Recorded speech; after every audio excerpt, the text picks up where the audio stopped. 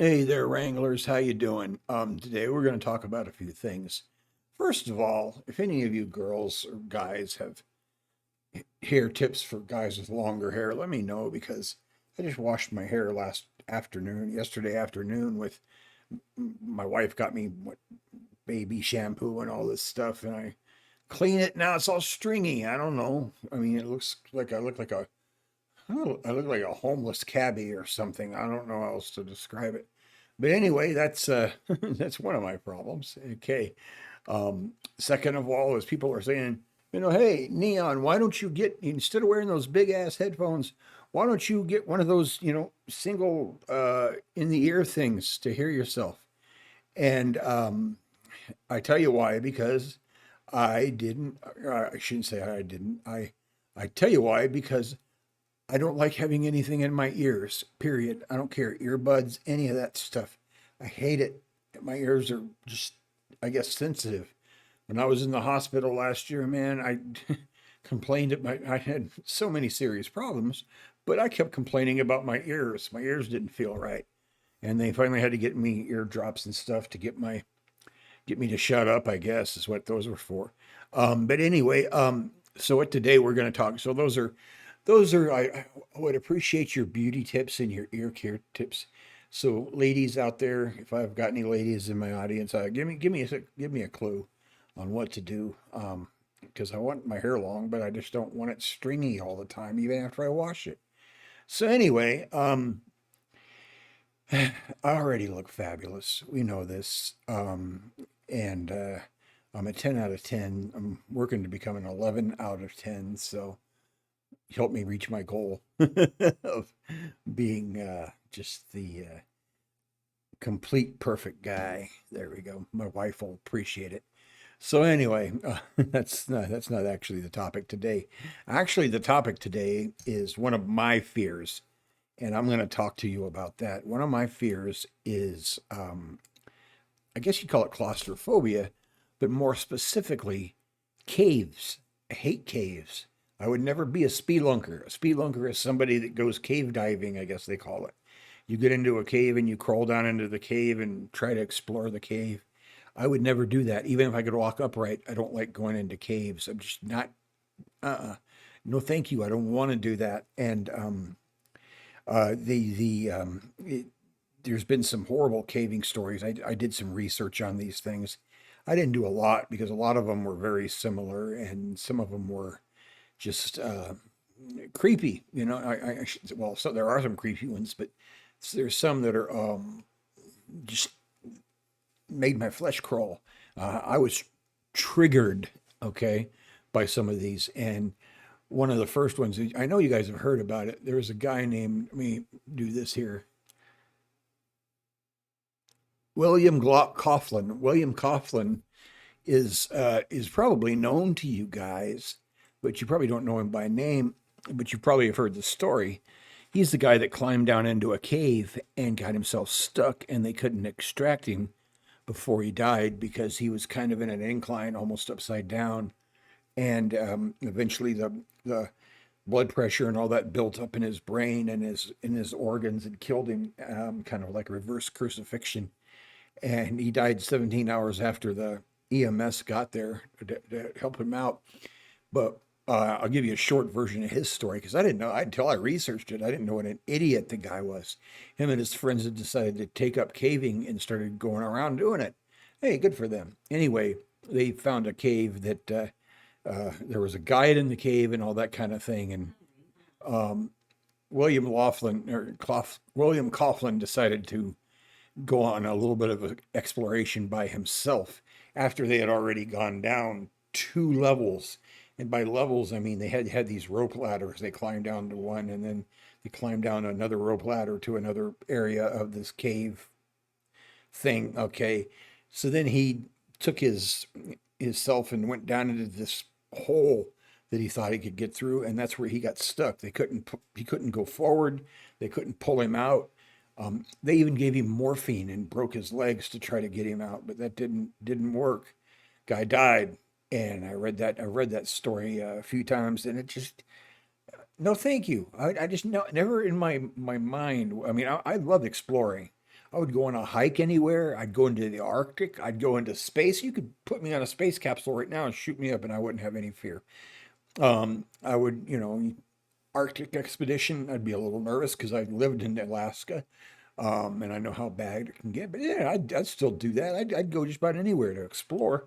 Um, but I would not go caving. I even know how to scuba dive, but I'd never scuba dive in a cave, as some people have and died. I would just go in the open water and swim around, hopefully, and have some fun that way. But no, I would not ever be in a cave. And let me tell you why. Another reason I'm claustrophobic is when my wife was pregnant with my son, uh, there was this woman giving us a tour of the hospital, and she led like four pregnant couples. That's like eight people into the elevator. Four of them were pregnant women, and she was going to take us somewhere. And I didn't want to get on the elevator anyway. I was like, we could walk the stairs. But no, they made us get all in the elevator. I can understand the ladies maybe not wanting that, but or to walk the stairs. But long story short, guess what happened? The elevator stopped. It stalled, and she called the building maintenance people, and they were dragging their feet. Oh, we'll be here in the here, and I just couldn't handle it. I called the fire department and said we're stuck in this thing, and please come get us. And they did, and they got there a lot quicker than the hospital staff did, and they might have been a little mad at me for doing that, and I did not care. We had four pregnant women on that damn elevator, very pregnant women, not like, 1, 2 or 3 month bump. All of them about ready to give birth because this is not that second, but this is a birthing center, and we were going to take a look at that. So that's what that triggered me a little bit.